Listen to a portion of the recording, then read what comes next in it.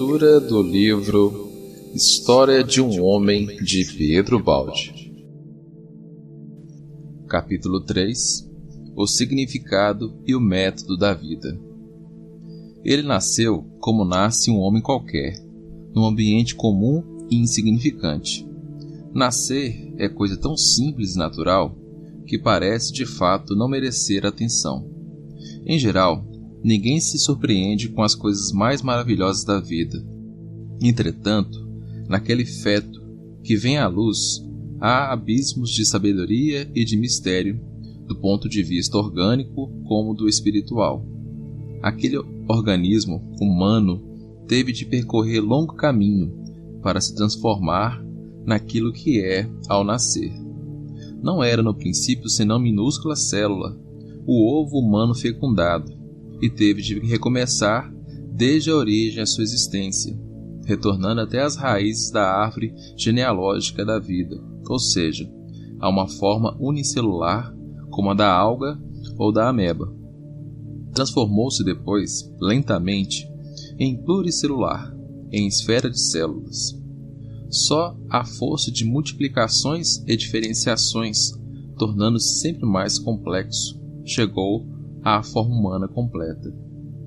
Em 9 meses, recapitulou toda a escala biológica evolutiva da qual descende, e que procedeu e amadureceu a sua forma atual.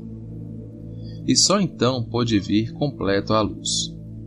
Esta indiscutível verificação é de fato surpreendente e nos mostra quão gigantesco trabalho o imenso passado teve de realizar para atingir as formas presentes. Mostra-nos que ciclópico feixe de forças fez pressão sobre aquele feto para que o impulso não se detenha e a vida continue.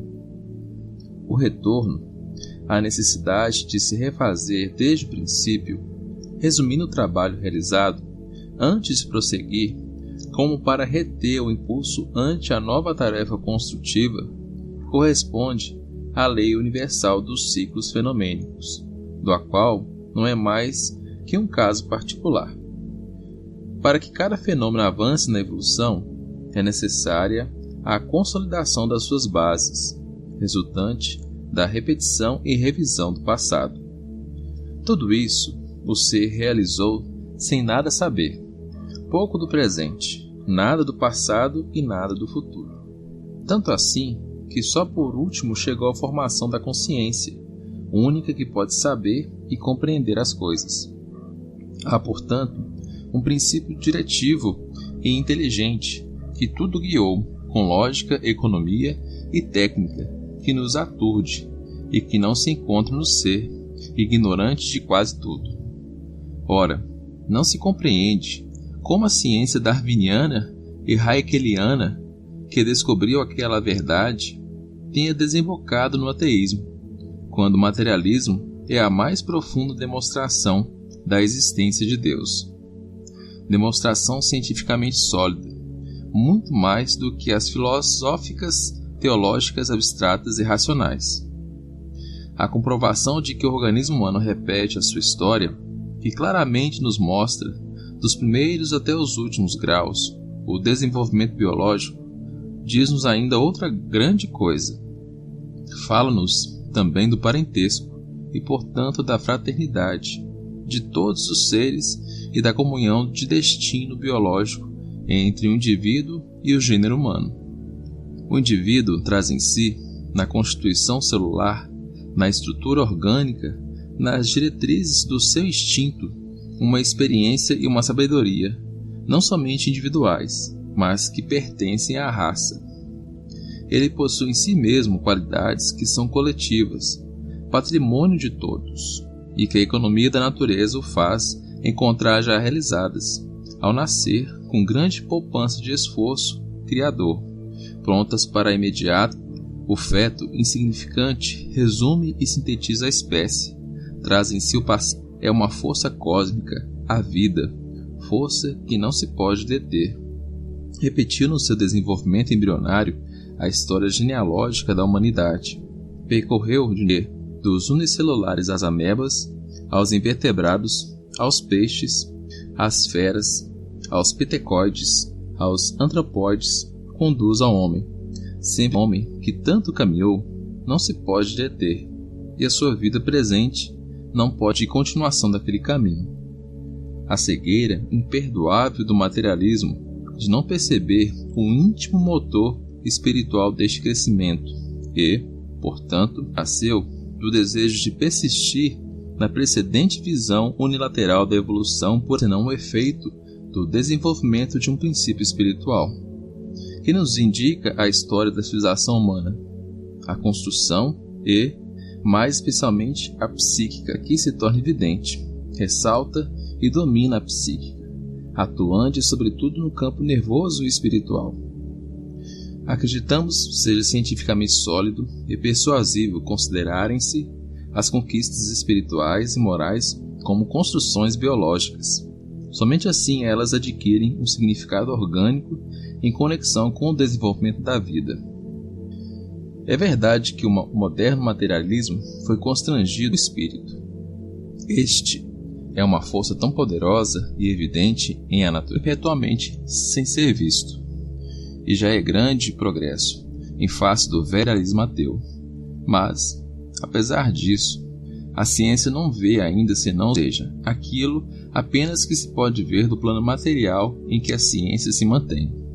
E isso não é o suficiente. Para compreender a vida e vivê-la seriamente, para ascender segundo aquela lei fatal de evolução, por ela mesma afirmada ao espírito, de maneira jamais vista na história, efetiva, sólida e completa. Só então se poderão lançar as bases da nova civilização do terceiro milênio, que, se não quisermos retroceder à barbárie, não poderá ser outra senão a do espírito. Seria absurdo que aquele impulso evolutivo, que se fez do ponto de vista orgânico, tão evidente no feto, até o seu nascimento, depois se detivesse, justamente quando começa a vida individual. E se aquele impulso, que é lei da vida, como de todos os fenômenos, não se pode deter, logicamente, o seu prosseguimento não pode assumir como os fatos, de resto, confirmam, senão a forma psíquica. E assim, ainda que notamos que um homem recapitula na infância, repetindo todos os graus de desenvolvimento, não mais a história orgânica, substância da história da vida, nesta fase superior que a humanidade atravessa. E como o feto só se apresentava completo na vida orgânica, depois dessa repetição do seu passado nesse plano, assim a consciência do jovem se apresenta amadurecida somente depois da idêntica repetição desse passado em plano superior, concluindo o significado biológico da vida humana na sua madureza e velhice, a formação de uma personalidade sempre mais completa, através de provas, dores, lutas, de todas as experiências úteis para o progresso espiritual, individual e coletivo. Se o homem nasce organicamente no ato do parto, o homem, espiritualmente, é um feto em gestação, até a sua maturação juvenil, e só então ele nasce consciente para a vida e se prepara para a continuação do trabalho criativo e sem fim do seu próprio espírito, nascendo o nosso vida, e eis o que o esperará. Eis em que sentido ele orientará. Trata-se de uma experiência realizada contra a corrente hoje seguida pela maioria. As teorias, os ideais pregados não têm importância, a menos que sejam também vividos. As simples palavras, biologicamente, têm pouco valor. Tratar-se-á de uma reação e de uma rebelião contra o mundo, em nome dos mais altos valores do espírito, ao qual se dá aqui uma sólida base biológica e, portanto, científica, lógica, persuasiva. Nos iludirmos. O método corrente de viver e de conceber a vida está completamente errado. O mundo está hoje, de fato, fora do caminho. Se encontra apenas na mente de algum vidente isolado, que seria fácil não ouvir ou fazer calar, mas está nas próprias leis da vida, a que ninguém jamais poderá fugir. No comum, o homem obedece cegamente ao instinto de crescer, se inicia na célula e se exprime a vontade fundamental da criação, que é a de evoluir, movimento como um louco, egoisticamente, caoticamente, isoladamente, desesperadamente. O princípio do crescimento é justo, mas o homem normal não tem a mínima ideia de um método racional para o seguir. Só um método que nos harmonize com as diretrizes dominantes no funcionamento orgânico do universo poderá ser satisfatório, ou seja, sem dispersão de energias, levando-nos a um resultado substancialmente útil. A vida do homem de hoje é um convulso agito por qualquer meio, para si e para os seus. É uma luta desesperada, sem consciência das leis que dirigem, pela vontade divina, a vida. Atual se não colher desilusões. Há uma desilusão que é quase normal ao fim da vida e que depende toda de nossa má posição diante dela. Comportamos-nos frequentemente a esse respeito como verdadeiros inconscientes. A primeira pessoa que encontramos na rua sabe muito bem que o problema fundamental da vida é real. Sonho supremo, último horizonte, além do qual se o nirvana do repouso. Daí a luta sem escrúpulos para atingir o egoísmo ilimitado, adoração ao supremo Deus dinheiro. Em que coisa forma a sociedade de tais indivíduos? Um campo de batalha, onde quem se distrair é lado, um inferno, e isso do nascimento à morte, por toda a vida, sem nenhuma hipocrisia. Assim, o homem criou a voragem do próprio suicídio, tão descantada civilização. Em meio à riqueza e ao bem-estar dos civilizados, a vida contém ainda tanta dor e tão amargas desilusões. O homem não vive só de pão, mas que não basta para satisfazê-lo, que ele tenha saciado os instintos da fome e do amor, porque ele possui outro instinto tão fundamental como aqueles, que é o instinto do progresso. Este é menos concreto, mas nem por isso menos poderoso do que os outros, porque preside ao cumprimento das mais altas finalidades da vida. Ele é também o instinto de satisfação mais difícil, e por isso o homem procura eximir-se de cumpri-lo, sem compreender quão profunda é a desilusão que lhe resta, seja embora vagamente na sua consciência, por essa recusa ao cumprimento da vontade das maiores leis da vida. Essa desilusão é uma vaga, impalpável, íntima dor que ele não compreende, mas que tem de suportar, como inevitável reação da lei, que assim castiga qualquer traição. A sociedade moderna está envenenada por onde se localiza, mas que se encontra em todas as coisas, porque os nossos atos, muito frequentemente, constituem uma rebelião às leis da vida. Não obstante o absurdo do arrivista sistema moderno, há alguns que vencem, e quando vence e saciam o ventre, regalam-se nos prazeres sensuais, pavoneiam-se de honra e de poder. Juntamente então eles sentem amarríssima essa desilusão que não está nas coisas humanas, mas somente na sua maneira de utilizá-las. Espantam-se então de não encontrar pela frente senão um grande vácuo no espírito. Espantam-se de perceber, juntamente quando pensavam ter conseguido tudo, que nada conseguiram. Nada a invejar-se, portanto, destes esplêndidos vencedores, internamente roídos pela desilusão. A felicidade é só aparente, eles bem o sabem. É uma felicidade traída, como é justo caber aos traidores das leis biológicas. Não se pode impunemente trair o instinto fundamental da vida, do qual os demais instintos não são mais do que instrumentos. A vida impõe o trabalho de evoluir, trabalho que custa tão grande esforço que, preguiçosos, desejaríamos esquivar-nos de fazê-lo. Para não ouvir a voz da consciência, que nos adverte, tentamos aturdi-la por todos os meios, procuramos não compreender e esquecer os fins supremos para os quais nascemos, precipitando-nos assim, de queda em queda, cada vez mais abaixo, até a desesperação. É inútil tentar fugir. É inútil que a nossa civilização cientificamente refine a sua sabedoria na arte do prazer de envenenar, do estupefaciente que atordoa, da astúcia que se esquiva, da força que se rebela.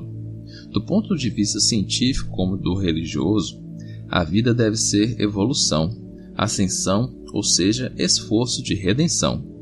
Não há prazer estupefaciente, esperteza ou força humana que nos possa subtrair a esta lei fatal. Se não nos lançarmos de boa vontade pelo caminho da ascensão humana rumo ao divino, faloemos constrangidos pela desesperação. É justo a isto que o mundo de hoje chegou e tem de fazê-lo, não mais pelo amor, mas pela força. Ao final do segundo milênio, para a civilização europeia, esta é a única diretriz possível para continuar a viver. Este livro deseja expor outro sistema de vida no qual não importa enriquecer, conquistar poder, honras e prazeres. Não se dá nenhum valor àquelas dispersão de trabalho para a produção de coisas tão relativas e aleatórias, mas se dá, pelo contrário, todo o valor à construção moral de si mesmo.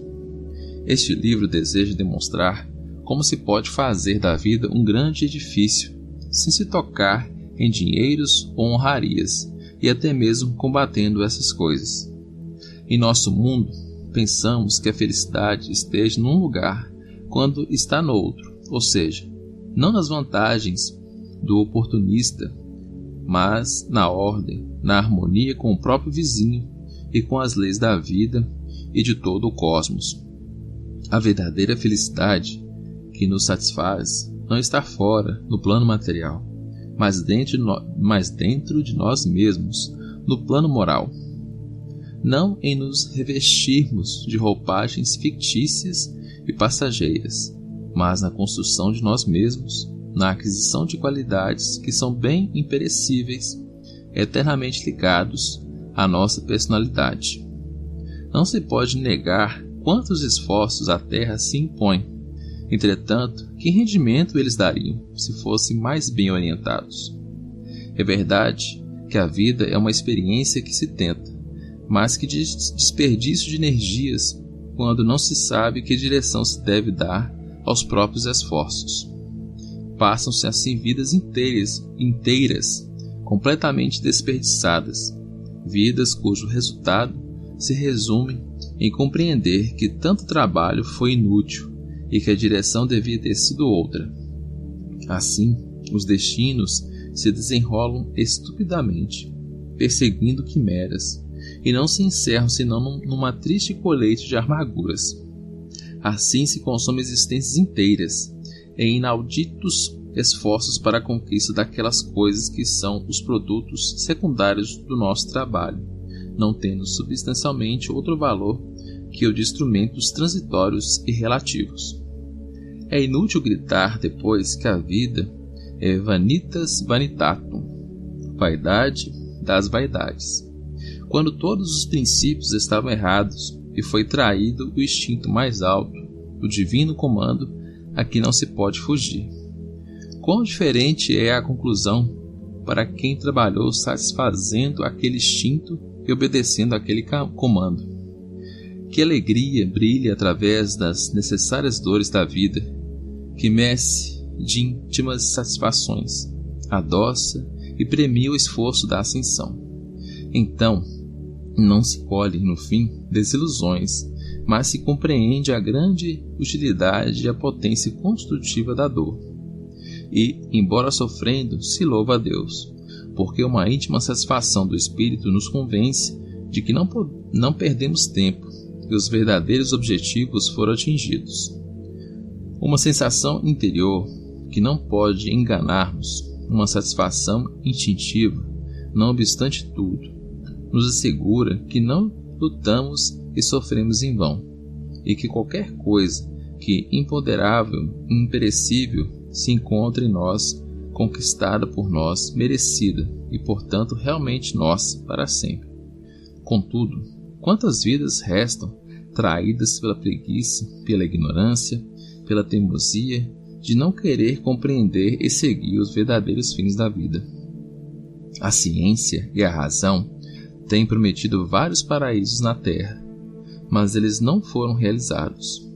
Dizemos isso não para combater ou subestimar o imenso passado e o esforço atual, heróico e justo do mundo para se colocar numa nova ordem, mas para acrescentar-vos que a nova civilização, que não pode ser senão a do espírito, não poderá efetivar-se se antes cada qual, individualmente, não modificar a sério a sua concepção e o seu sistema de vida. Se o mundo não se transformar de fato através de cada um dos seus componentes, se não somente em palavras, mas também na realidade da vida, não se inaugurará em vasta escala uma nova tábua de valores, uma nova civilização não se formará. Assim como hoje se ri do senso de honra da Idade Média, que consistia em passar a fio de espada os inimigos, assim os séculos futuros haverão de rir de alguns dos nossos conceitos de respeitabilidade e de honra, baseados na riqueza, nos títulos e nas posições sociais, filhos da egoísta luta individual. O problema da felicidade, logo se deverá compreender, não se resolve com o bem-estar material, mas somente atingindo, além daquele, um elevado grau de consciência de que aquele não é mais do que meio. Enquanto fizermos da riqueza um fim em si mesmo, ela continuará envenenada e envenenará quem a possuir. A felicidade não é uma forma de abastança, mas uma íntima satisfação do espírito, um equilíbrio moral, uma harmonia individual na harmonia cósmica. O homem possui também, indiscutivelmente, um espírito que não pode iludir-se e satisfazer-se somente com vantagens e gozos materiais. Além destas aquisições, há todo um outro mundo, com mais variedade de orientação conceptual, de finalidade das ações, de coordenação dos seus próprios esforços para a meta de si mesmo no todo. Somente necessidade de realizar qualquer coisa de sério e imperecível para quando tiver chegado ao fim da vida. Se o homem não possuir também essas coisas imponderáveis, sente-se frequentemente sem saber como explicar, insatisfeito e infeliz. Enquanto o mundo se ocupa das construções materiais, antes das construções espirituais, e não se ocupar destas como coisas principais, a vida será desperdiçada, as leis biológicas serão traídas e será insensato, nesse regime de insensatez, pretender colher felicidade ao invés de desesperação. Pode-se sorrir com ceticismo e expulsar o enfadonho pregador dessa verdade, mas o dilema é hoje tremendo: ou criar uma nova civilização, ou retornar à barbárie. As leis da vida exigem e fazem pressão para resolver 2 milênios de preparação e de espera, e não há lugar para a inconsciência dos que dormem ou gozam. Se não houver o esforço para se criar uma nova civilização, a barbárie de substância, não importa se invernizada de civilização mecânica, será uma punição para todos.